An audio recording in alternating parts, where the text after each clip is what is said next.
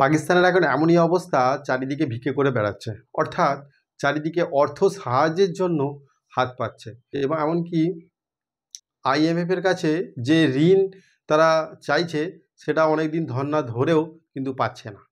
সম্প্রতি একটা খুব চাঞ্চল্যকর কথা, পাকিস্তান নাকি ভারতের কাছ থেকে সাহায্য পেতে চলেছে। হ্যাঁ, ঠিকই শুনেছ।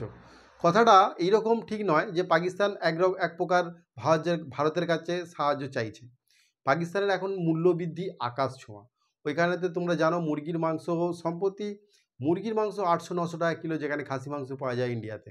আবার আটা, ময়দা, টমেটো, সবজি, বিভিন্ন নিত্য প্রয়োজনীয় যে খাদ্য সামগ্রী আছে তাদের যে মূল্য, তাদের যে দাম আকাশ ছোঁয়া। সাধারণ মানুষ এবং নিম্নবিত্ত মানুষ তাদের নাগালের বাইরে চলে গেছে এবং মুদ্রাস্ফীতি এতটাই বেড়ে গেছে যে সেখানেতে হাহাকার পড়ে গেছে। বৈদেশিক মুদ্রা বলে তো কিছুই নেই।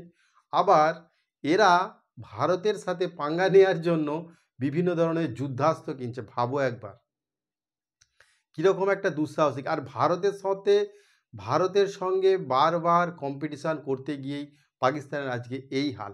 সম্প্রতি ভারতের রাজনাথ সিং কাশ্মীরে গিয়ে বলেছেন যে তোমরা যে বিশ্ব ব্যাংকের কাছে অর্থাৎ আইএমএফের কাছে যে ঋণ তোমরা চাইছো তার থেকে আমরা 4 গুণ ঋণ বা 4 গুণ অর্থ সাহায্য করতে পারি পাকিস্তানকে, যদি তোমরা বন্ধুত্বপূর্ণ আচরণ করো। ওই আইএমএফের থেকেও তোমাদেরকে 4 গুণ টাকা সাহায্য করতে পারি, যাতে করে তোমাদের বৈদেশিক মুদ্রা এবং মুদ্রাস্ফীতির হার কিন্তু কমতে পারে।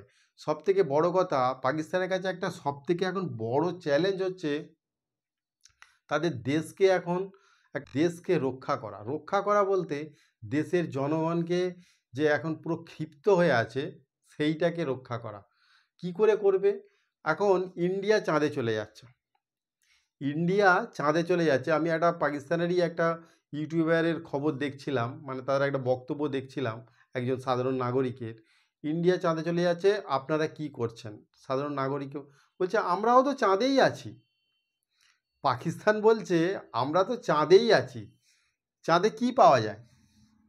জল পাওয়া যায় না, হাওয়া পাওয়া যায় না, খাবার পাওয়া যায় না।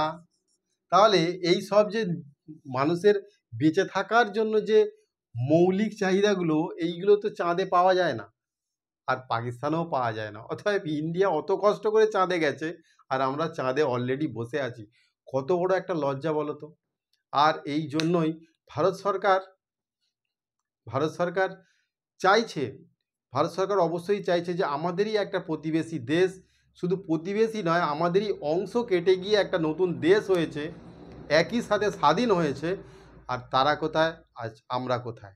তো এই রকমভাবে কম্পিটিশান না করে ভারতের প্রধানমন্ত্রী নরেন্দ্র মোদীজি বলেছিলেন যে আসুন আমরা দারিদ্র্যের সাথে লড়াই করি, কে আগে দারিদ্র্য মুক্ত করতে পারে দেশকে। আমরা রোজগারের সাথে লড়াই করি, কে বেশি সংখ্যক মানুষকে রোজগার দিতে পারে, চাকরি দিতে পারে। এবং আমরা ডেভেলপের সাথে লড়াই করি, কে আগে বেশি উন্নতি করতে পারবে। ওই যুদ্ধাস্ত্র দিয়ে লড়াই করতে করতে একটা সময় এমন জায়গায় পৌঁছে যাবে যেটা সাধারণ মানুষের তো অবশ্যই, সাধারণ থেকে বড় লোক সবারই কিন্তু বিরাট একটা ক্ষয়ক্ষতি শুরু হয়ে যাবে, বিরাট একটা অর্থ সংকটের মধ্যে পড়ে যাবে। সেই জন্য ইন্ডিয়া চাইছে পাকিস্তানকে সাহায্য করতে, কিন্তু পাকিস্তানের নাগরিক, একদম কট্টরপন্থী যারা নাগরিক অর্থাৎ ভারত বিরোধী যারা নাগরিক, তারা কিন্তু এটা কোনোদিনও মেনে নেবে না এবং পাকিস্তানের প্রধানমন্ত্রীও কিন্তু নেবে না। অতএব ইন্ডিয়া চাইলেও কিন্তু তাদের হাল ফেরানো যাবে না। তারা যেই তিমিরে আছে সেই তিমিরেই তারা থাকতে চায় এবং ভারতের সাথে কম্পিটিশান করে ভারতকে হারিয়ে কাশ্মীরকে ছিনিয়ে নিতে চায়।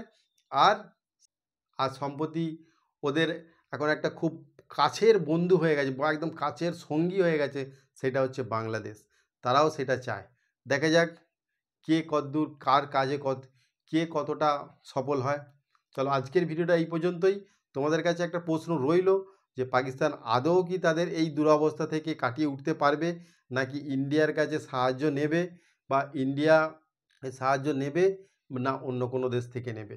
চলো আজকের ভিডিওটা এই পর্যন্তই। থ্যাংক ইউ, ভালো থেকো সবাই।